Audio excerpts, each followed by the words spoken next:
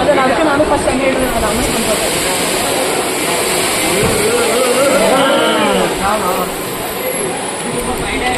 ಬಂತ ಯಾವ್ದು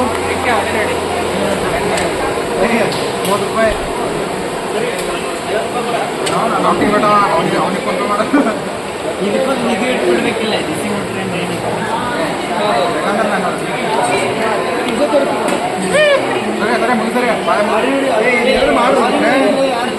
ಚಿಕನ್